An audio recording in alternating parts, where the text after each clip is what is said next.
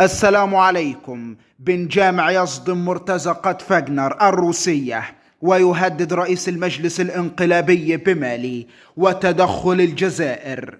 سنشاهد رد الجزائر والرئيس الجزائري على قصف تنزوطين من مالي فاغنر الروسية. ولكن عزيزي المتابع، قبل أن نبدأ هذا الفيديو لا تنسى الاشتراك معنا ودعم هذا المقطع بلايك.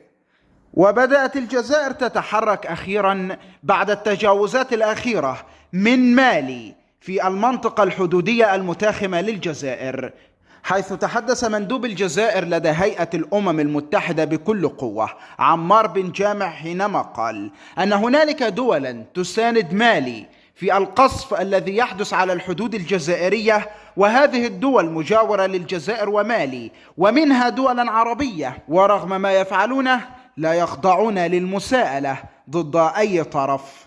وقال أيضا أن الرئيس المالي مجرد خادم ومنفذ لقرارات من رؤساء الدول المجاورة ومن بعض الدول الأوروبية، وأن كل ما يحدث يجب إيقافه عند حده، وسنتدخل في الوقت المناسب من أجل إيقاف هذا الأمر.